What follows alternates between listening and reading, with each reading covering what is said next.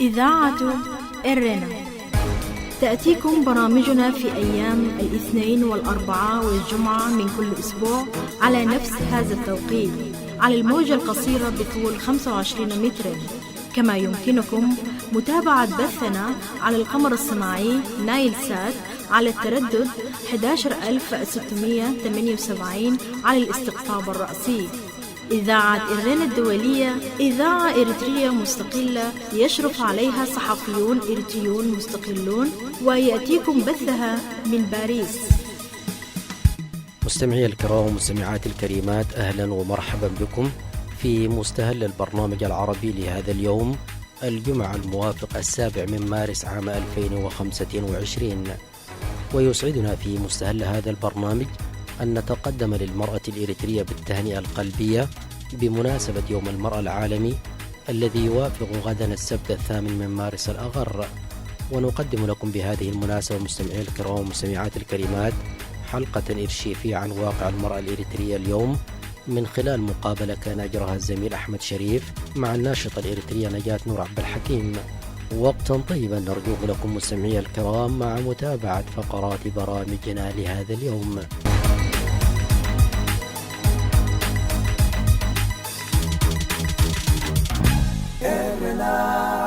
مستمعي الكرام ومستمعات الكريمات، لئن كان العالم يحتفل بالثامن من مارس دلالة على الاحترام والتقدير العام وحب المرأة لإنجازاتها الاقتصادية والسياسية، فإننا في إريتريا نفخر ونعتز بدور المرأة الإريترية أما وأختا وزوجة وبنتا، لأنها قدمت الكثير بل وقدمت كل التضحيات الجسام، ناضلت بجانب أخيها الرجل وتقاسمت معه قسوة الأيام في سبيل قضيتها، تألمت كثيرا وما زالت كذلك لفقد فلذات الأكباد، ربت وأنشأت وعلمت وصنعت أبطالا. ومع ذلك مستمعي الكرام ومستمعات الكريمات، ما زالت المرأة الإريترية مقلومة تئن وتتألم من معاناتها المستمرة وجرحها النازف بسبب السياسات الظالمة، تارة باسم الخدمة الوطنية التي تسرق زهرة شبابها، وتارة أخرى بمكابدتها لمشاق الحياة اليومية بسبب غياب المعيل والسند، أبا كان أو أخا أو زوجا أو ابنا، الذي هو الآخر أجبر على البعد عن عائلته لخدمة مصالح نظام لا يكترث لأوضاع عائلته التي أحوج ما تكون إليه. نقول لهذه المرأة أما كانت أو زوجة أو أختا أو بنتا، لك أسمى تحايا الإجلال والإكبار، وأنت تاج على رأس كل إريتري شهم وغيور. ففي يومك هذا وفي كل يوم ترفع القبعات لك وفاء وعرفانا وامتنانا. المستمعون والمستمعات، تتابعون فيما يلي مادة إرشيفية عن دور وواقع المرأة الإريترية من خلال مقابلة كان أجرها الزميل أحمد شريف مع الناشطة الإريترية نجاة نور عبد الحكيم. إذاعة إرينا، صوت مستقل لإريتريا. أعزائي المستمعين في إذاعة إرنا الدولية من باريس، السلام عليكم ورحمة الله وبركاته، أهلا بكم. نحييكم سادتي في كل مكان وأنتم تتابعون بث برامجنا لهذا اليوم 8 من مارس يوم المرأة العالمي، اليوم 8 مارس 2017. وبهذه المناسبة سادتي نشرف أن نفتح صفحة بيضاء من صفحة المرأة الإريترية ماضيا وحاضرا، ونتطلع إلى استشراف المستقبل في واقع مرير تعيشه المرأة الإريترية في الداخل والخارج. وبهذه المناسبة درج الإعلام في إريتريا، على الأقل الإعلام الذي كنا نعمل فيه، أن يتناول 8 من مارس يوم المرأة العالمي بتلك البيانات الجاهزة والرؤى التقليدية المعروفة أن المرأة الإريترية ساهمت في الكفاح المسلح، وما في شك المرأة الإريترية أو المناضلة الإريترية كانت تمثل ثلث الجيش الشعبي، وما في مشكلة في ذلك. أيضا المرأة الإريترية حققت الكثير من الإنجازات في فترة الكفاح المسلح، ولا غرو في ذلك ولا خلاف. لكن السؤال الذي يطرح نفسه الآن، ما هو واقع المرأة الإريترية؟ دعونا سادتي نناقش هذا الواقع والملف من خلال استضافة الأستاذة نجوى ياسين، أو كما يحلو لها أن تسمي ويسميها الناس الذين يعرفونها أكثر، نجاة نور عبد الحكيم. أخت نجاة نور من المواطنات الإريتريات المقيمات في مدينة ميلبورن، وهي من الناشطات وكانت في إدارة الجالية في وقت سابق، وهي سليلة أسرة مناضلة ستتحدث عن رؤاها وتأملاتها فيما تعايشه المرأة الإريترية. أنا آسف على هذه الإطالة، ولكن لا بد من فتح الحوار بهذا اللون المختلف إلى حد ما. أستاذة نجاة، أهلا ومرحبا بك في إذاعة إرنا الدولية من باريس. أهلا وسهلا أخي أحمد، لي شرف إن شاء الله. أولا يعني أشكرك على إنه إتاحة الفرصة لي، وأبدأ وأقول للمستمعين أحييهم بتحية الإسلام ألا وهي السلام عليكم ورحمة الله وبركاته. يسعدني إنه أنا أكون معكم في يوم مثل هذا، وأتمنى إنه هذا الشعور أو يطلع من القلب إلى القلب اللي هو بخصوص المرأة وما تعانيه المرأة وما قدمته المرأة في السنين اللي فاتت. جميل. المرأة الإريترية عندما نقول هي الأم وهي الأخت وهي الزوجة وهي الراعية الكبيرة. أنت باعتبارك نشأتي مع أسرة الشيخ محمد ياسين المناضل، خلينا نقول، وله الرحمة، ولوالدتك كذلك الرحمة، لكن دور المرأة الإريترية أنت شاهدتيه من داخل البيت كما حدثتيني قبل تسجيل هذه المقابلة. ليتك وضعتينا في الصورة منزلكم وأنت طفلة، ماذا تتذكرين من نضال المرأة في بيتكم على الأقل؟ والله يا أخي أحمد، قد إنه مثلا أنا بحب إنه كل مرة أتمالك نفسي في هذه اللحظات، يعني الدور اللي لعبته المرأة وما فقدته من طفولتي ومن حياتي تجاه يعني ومعاناة إنه ما قدمته أسرتي، بما إنه أنا فخورة النهاردة أقول إنه ماذا قدمنا هذه النسوة.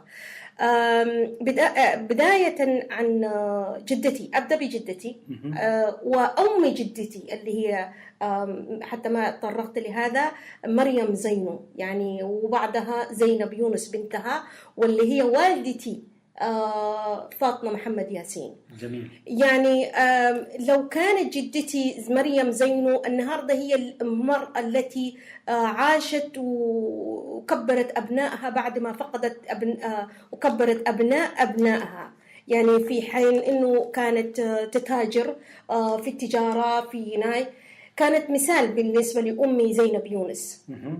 التحقت زينب يونس وكانت مشهورة باسمها اللي هي الدي وللاي، يعني اسم مشهور معروف، مشهور ومعروف، نعم. يعني مشهور شديد، وحتى عندها صورة في المتحف لو بعض الأخوان يشوفوا صورتها في المتحف في إريتريا. زينب يونس مش قادرة أقول لك، يعني أنا تربيت على يدها، يعني ما عشت مع أمي زي فاطمة زهرة لأنها كانت في الميدان مناضلة. زينب يونس كانت والدتك كانت في الميدان مناضلة مع قوات التحرير الشعبية، والتحرير الشعبية مع دين اسمه سبة، نعم. عثمان صالح سبة وطه محمد نور، أنا رحمهم الله يعني راحت على يدهم. كانت واحدة وتشكل فاطمة زهرة، كانت رئيسة اتحاد المرأة في هذاك الوقت، نشطة شديد وواعية وعلى ما يعني ما عشت معها طفولتي، اللي هو تربيت على زينب يونس اللي حبوبتي. زينب يونس كانت بتشكل يعني أقول لك هي يعني من ناحية يعني العامل الوصل بين ما كانوا في الميدان، لو كانت رسائل، لو كانت يعني كانت خفايا، حتى كانت بتشرح لي وأنا كنت صغيرة الرسائل كانت بتكون في الفستان تحت بيخيطوها في فساتين، فكانت تصل رسائل. كانت الممرضة اللي هو لو جو جريحين وكذا بيكونوا نازلين في البيت أو مثلا هم عبر الحدود ومارين مؤن، يشيلوا مؤن عشان إنهم يدوهم. ده وين ده في كسل؟ من كسل اللي كانوا بيرجعوا للحدود السنة وكذا. منها يعني كانوا يعني نحن بيتنا كهوتيل، يمكن نحن ما يعني لا ننام على السرير ولا على هيك، كنا نفرش في الأرض، يجوا وفد يعني عايز يرتاح، عايز كله كممرضة كممونة يعني البيت كله نحن ما نعرف الاستقرار، مثلا الباب مقفول، جاي داخل حد ومارك حد واجتماعات، ده بالإضافة إلى الشيخ محمد ياسين. ونعرف ظروف السودان ساعتها طبعا، يعني إنك ممكن تكون أنت معرض لمساءلة من الأمن والجهات الرسمية طبعا. تمام أكيد تمام يعني أكيد. بس كل ده كان في الخفايا لا يعلمه الكثير، يعني بعض الناس يعني حاليا ما قدمته المرأة. إضافة فاطمة محمد ياسين والدتي كانت يعني هذيك المرأة اللي أنا كنت أطلع أشوفها، يعني أشوف إنه فيها كل وسائل القوة. النهاردة تجيف وتتكلم وتشايل السلاح. أنت شفتيها من الميدان كانت تجيكم؟ ما بتجي بعض الأيام، بتقعد فترة يكون عندهم اجتماعات توعية، حتى يقولوا للنسوان كانت بتمشي مؤتمرات، بتسافر على مثلا خرطوم، ما عارفة إيه. أنا أشوفها ساعات، لحظات، أيام. لكن هذيك المرأة، فأنت نشأتي محرومة من حنان الأم. هذا الثمن. هذا الثمن. طيب توفت 200 الوالدة؟ الوالدة توفت 2002. زارت إريتريا؟ لا والله، كانت زيارة خفيفة على الحدود، لكن ما زارت إريتريا. حدثتك ليش ما زارت إريتريا مثلا؟ والله أو أنت كبرتي طبعا بعد. الظروف طبعا، ظروف جدتي كانت تعبانة في السعودية، كانت بتراعيها، كانت عندها شلل نصفي. زينب يونس. نعم. رحمه الله. والوالد محمد ياسين كذلك كان يراعيها، كان عندها شلل، وحتى جات إلى السودان، كان في زيارة. بعد ذاك توفت زينب يونس. طبعا علاقتهم كانت أخوات، يعني ما تحس إنهم بنت وأم، كانوا في شكل أصدقاء، يعني أسرارهم. يعني حاولت أعيش هذا الشعور، وكنت بشوفه من أجيال إلى أجيال. مريم زينو صحبة زينب يونس، صحبة زينب يونس صحبة فاطمة محمد ياسين، أسرارهم يعني معاناة، يعني يشيلوا المعاناة مع بعض. التربية، التنشئة. نعم.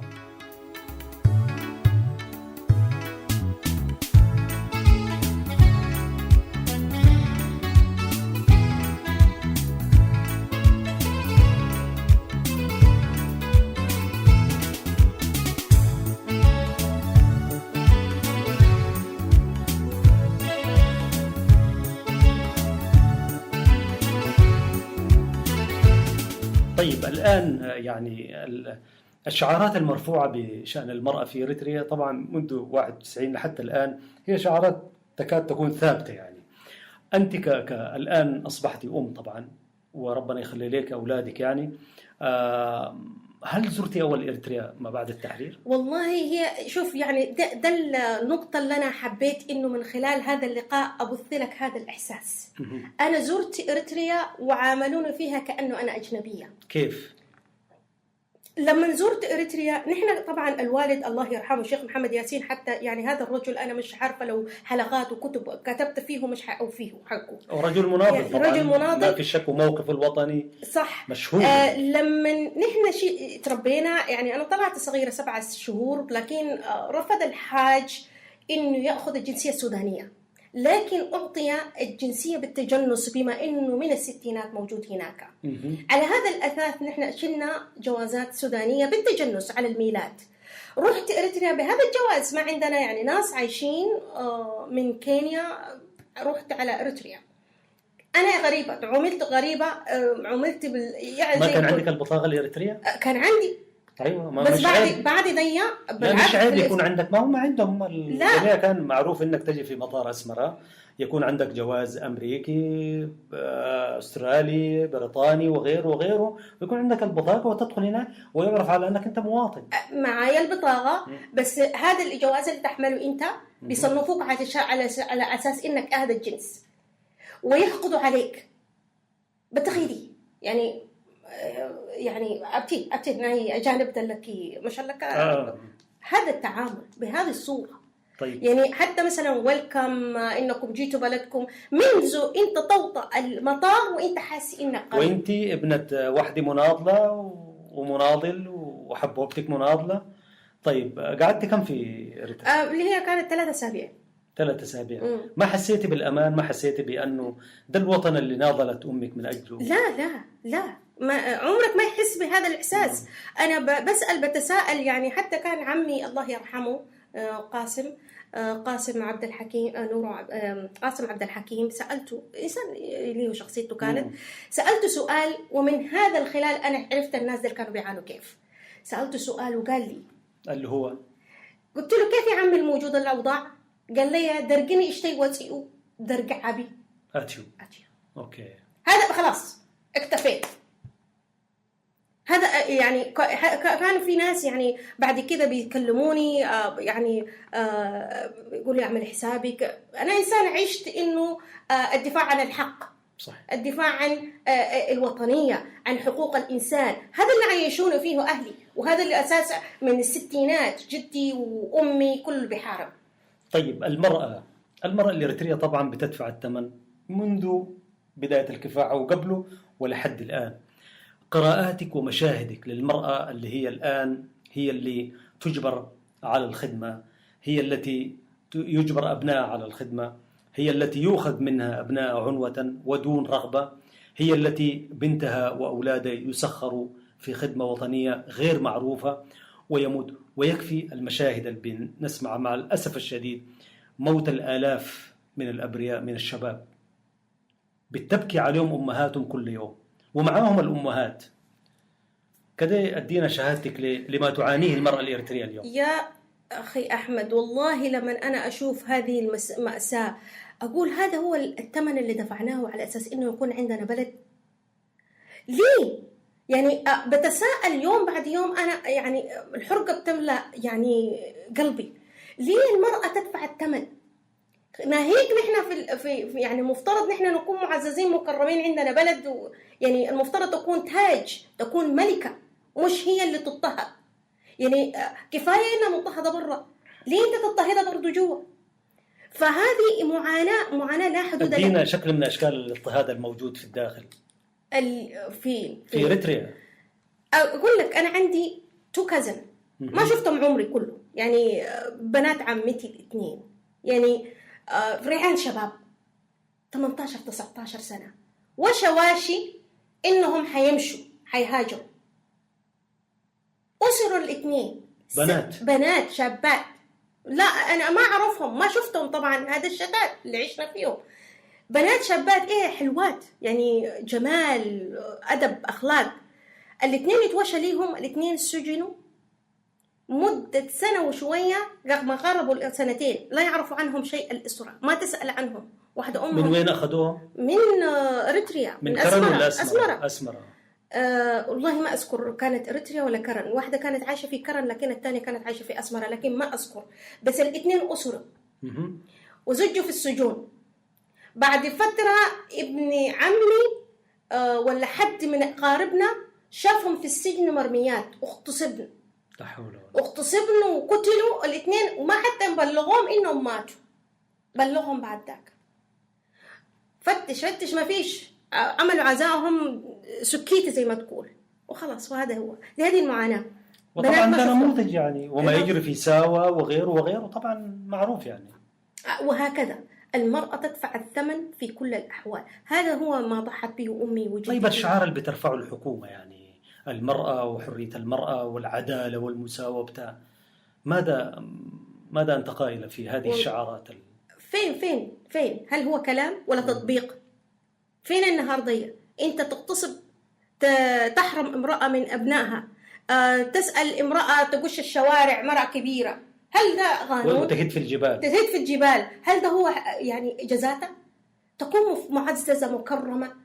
يعني أنت شفت في أي مكان في بقاع العالم امرأة مش يكون بلد آمن، يعني تزج عشان إنها يقولوا لها أمشي ساوى أمشي إيه؟ ليه؟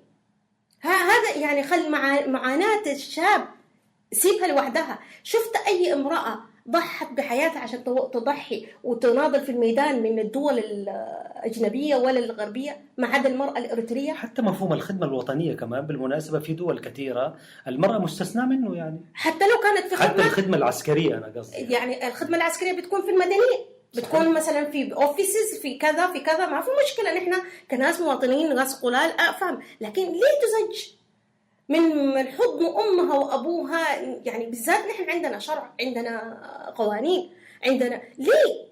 المفترض المرأة تكون مكرمة معززة بعد هذيك كل يعني السنين اللي هي عانته ودفعته. لو كانت جدتي أم جدتي، كل هذه الأجيال ولا زلنا نعاني. من جدتك إلى والدتك إلى أنت إلى أبناء يعانوا من هذه الأزمة المستمرة والمزمنة يعني.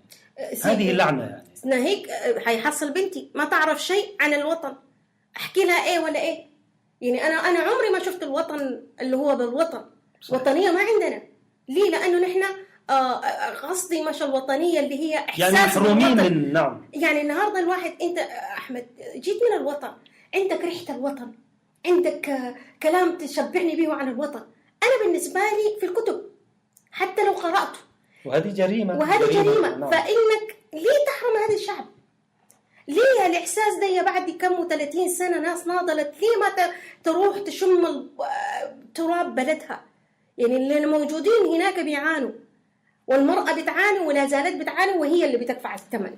أنا وأخت نجاة أعزائي المستمعين من إذاعة إرينا الدولية في باريس بمناسبة 8 مارس يوم المرأة العالمي، نجري هذه المقابلة مع الأستاذة نجوى ياسين في مدينة ميلبورن بأستراليا. أنا عايزك تقولي رسالة للأمهات اللي بنشوفن بيرقصن ويغنن ويقولن أشياء غير واقعية في الإعلام الرسمي. صحيح في إجبار على الكلام، وفي واحدين كمان بيقولن من تلغاء نفسهم يعني. فبالله تقولي لين شنو بهذه المناسبة، شهادة للتاريخ بس. والله شوف، يعني النهاردة لو إنها ما حسته مش هتحسه للأبد. يعني أم تانية بتدمع وسط كل هذه الجراحات.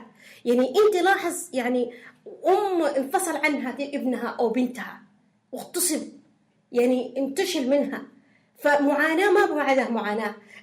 الأطفال اللي بيتشردوا وماشيين عبر الحدود، اللي غرق، اللي عانت، لو كانت داخليا لو كانت خارجيا، إيه اللي أنا ممكن أرقص له ولا أغني له؟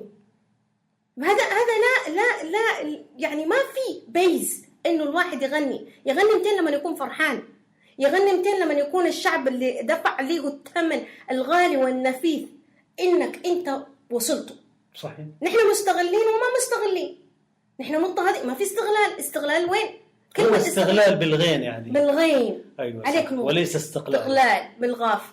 فهو يعني هي المرأة في النهاية وفي البداية هي اللي بتولد، وهي اللي بتفكر، وهي اللي بتستخدم، وهي اللي بتغتصب، وهي خط عليها 100 خط. صحيح يا أخي. إحنا زمانك أمهاتنا الله يرحمن، يعني الدعوة الجميلة دائما أنت بتسمعها منها، إن شاء الله أشوف يوم فرحك، مش كده؟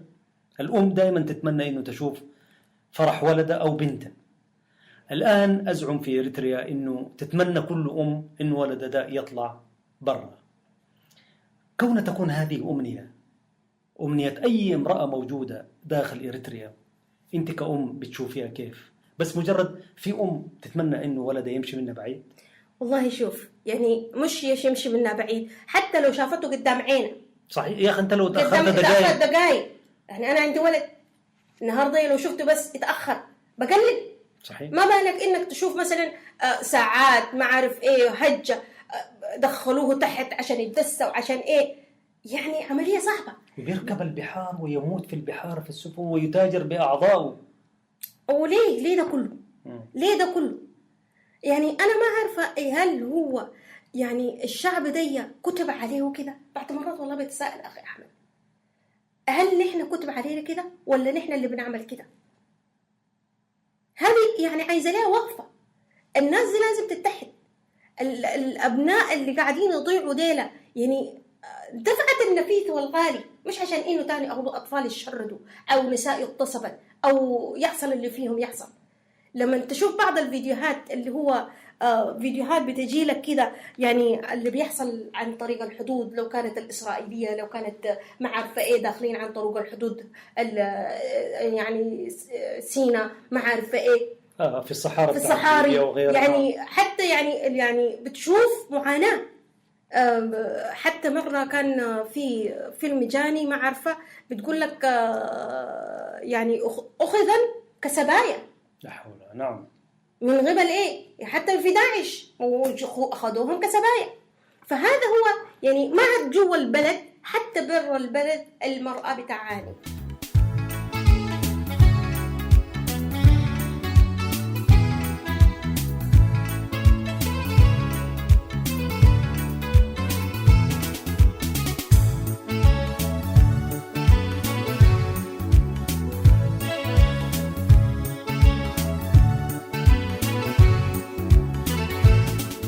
أنت عارفة يعني نحن عشنا فترة من بداية عهد الدرك يعني، وبعدها أهو برضو حرمنا من ريحة الوطن يعني، إلا فيما بين قوسين طبعا بعد 91 ما بعد التحرير رجعنا. فهذه المشاهد اللي قاعد نشوفها يا أخت نجاة ما شفناها حتى في عهد الاستعمار. شفت ليك في عهد الاستعمار الإثيوبي سواء كان فترة هيلة سلاسي أو الدرب، أسرة بحالة تطلع أو كمية من الأسرة بتطلع وتجازف أسرة بحالة تركب. يا أخي الناس كانت بتلجأ 1 2 على السودان تركب لها جمل ولا تركب. ما نعايشه الآن ما يعايشه المواطن الإريتري في إريتريا فاض بيهم طبعا، حتى في عهد الاستعمار ما كان فاض بيهم. أن تركب أسرة بحالة سفينة ما معروف اتجاهها ماشي وين، وتجي الأم بعد كده يعني تم تكريم الأم. تكريم الأم هو بتكريمها في بيتها، احترامها واحترام أبنائها، أليس كذلك؟ هو يعني شوف زي ما يقول لك لما تغطي على الشيء كأنه ما حاصل. تغطية. تعال أسأل على جنب، جيب الأم دي وأسأل على جنب، هتقول لك قاعد تعاني كيف. إيه تكريم؟ تكرمها على أساس إنها فقدت ابنها، تكرمها على أساس إنها فقدت أسرة، تقول لها شكرا جزيلا إن فقدنا لك أولادك، فقدنا لك أسرك. هذا ما تكريم. صحيح. التكريم يجي 200 لما إنك أنت تحافظ على الشخص، لما تحافظ على بيتك، لما تحافظ على كرامته. نعم. فأنا ما عارفة، لكن هل كل واحد بيعمل الكلام ده عنده أم، عنده أخت، عنده يعني مش هو من ضعف، شيلها من نقطة قوة. المرأة دي لو أنت كنت فعلا خدتها في المكان الصح، القوة دي بتجي لك أنت رسالة لكل إنسان بيعمل كده. فين الإنسانية؟ فين الحرمة بتاعت الإنسان؟ انعدمت أخي أحمد. صحيح. والمشكلة الكبيرة أنه يعني حتى الأبسط الحقوق اللي ينبغي أن تجدها المرأة وهي فتاة في البداية، في التعليم، في الصحة، في الانتقال الحر، وفي الإقامة كما شاءت، الآن الحكومة سنت كما يقال أنه لو ما يعني حتى قسيمة الزواج سواء كان للمسلمة أو المسيحية ما لم تكن مؤدية الخدمة الوطنية وغيرها لا قسيمة زواج. ماذا أنت قائلة؟ أين الحقوق؟ انظري لها من نظرة الحقوق يا أستاذة نجاة. والله أنت لو خدتها في كل المعيار، في كل معايير الدول، يعني أنا عايزة أكون أسرة، عايزة يعني حلم أي امرأة، حلم أي شخص إنه يكون أسرة بسلام. بلدي انتهت والدولة تنشأ على الشعوب. نعم. ليه يعني على الأبناء أقل يعني حق من حقوقي إنه أنا أتزوج، لا أمشي قضي الخدمة. قضيت الخدمة انتهينا. في حيحصل إيه في الخدمة؟ إيه الأشياء اللي بتحصل؟ يعني المرأة مرغوبة.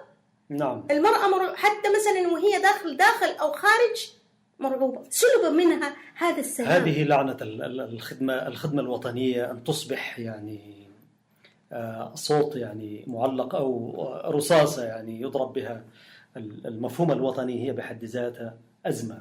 أنا أحكي قصة لو سمحت لي أستاذة نجاة. حكى لي واحد من ناس أسمرة، ومن هنا أنا أسلم عليه ولكن أتحفظ على ذكر اسمه.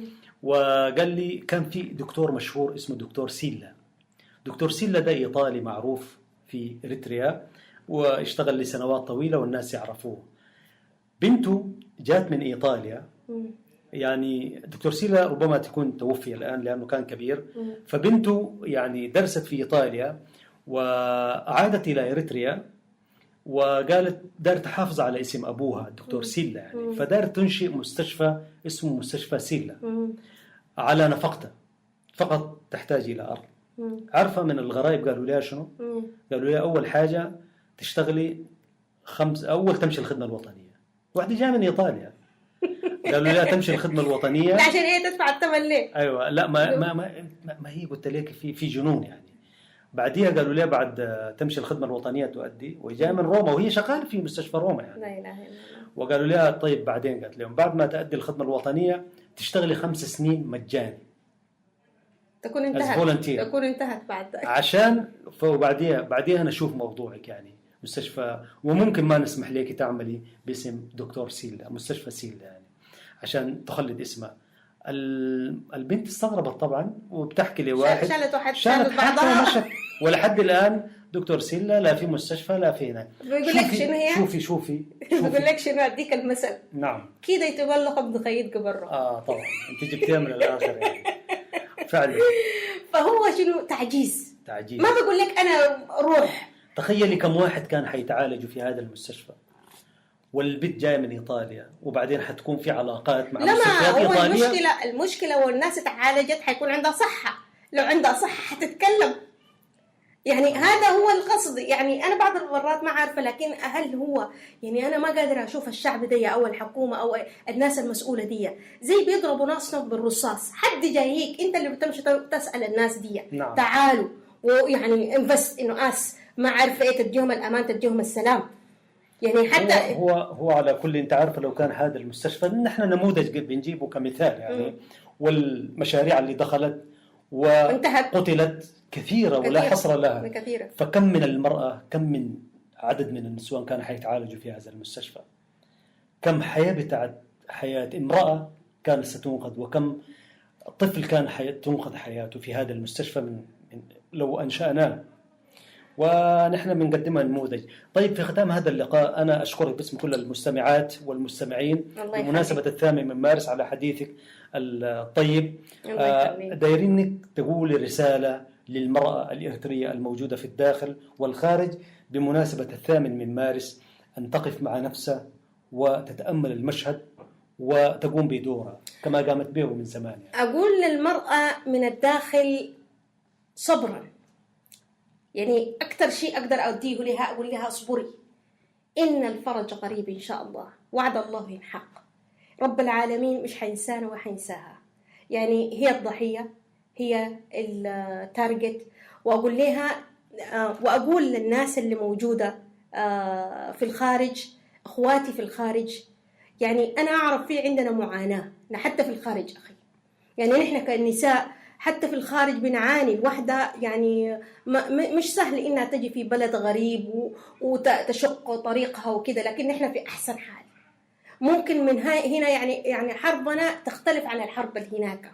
حربنا مع النفس ومع الأشياء المتاحة هنا عشان نمسك بعضنا وندرس بعضنا. والإنجازات، في عديد من الإنجازات النساء اللي موجودة برا عملتها. لو نتجمع ونقدر نعاون بعض على أساس إنه ننقل المرأة من هنا ننتشلها من هناك، نتجمع.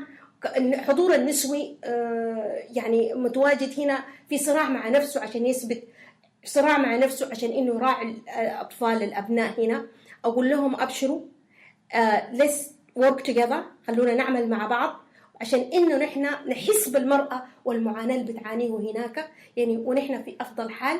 وإنجازات كثيرة تحققت، والمرأة دائما هي بتاخذ يعني كل العبء، معظم العبء، وإن شاء الله حنصل. وبس هي عملية زمن ونسعى مع بعض إن شاء الله. وأنا متفائلة إن شاء الله بإذن الله. لك جزيل الشكر الأستاذة نجوى ياسين أو نجاة نور عبد الحكيم على حديثك لإذاعة إيران الدولية من باريس بمناسبة 8 مارس. ونحيي نضال المرأة الإريترية سابقا وحاليا ومستقبلا بإذن الله، وإن شاء الله الفرج قريب. وزي ما قال الشاعر: الأم مدرسة إذا أعددت شعبا طيب الأعراق. نحن نراهن على الأم، ومن هنا نحييها في هذا اليوم، يوم المرأة العالمي 8 مارس. هذه إذاعة إيرنا من إذاعة إيرنا الدولية في باريس. أعزائي المستمعين، قدمنا لكم برنامج خاص عن المرأة الإريترية، الواقع والمستقبل. في ختام هذا الملتقى، هذا أحمد شريف يحييكم برفقة الزملاء فتحي عثمان، بنيام سمعون، والزميل أمانييل. حتى جديد اللقاء. استمعتم فيما مضى سيداتي سادتي إلى مادة إرشيفية عن دور وواقع المرأة الإريترية من خلال مقابلة كان أجراها الزميل أحمد شريف مع الناشطة الإريترية نجاة نور عبد الحكيم. بهذا نصل إياكم مستمعي الكرام إلى ختام البرنامج العربي لهذا اليوم. تقبلوا تحياتي وتحيات الفريق العامل بإذاعة إيرنا الدولية من باريس، وحتى نلتقيكم في البرنامج القادم في أمان الله. إذاعة إرينا، صوت مستقل لإريتريا.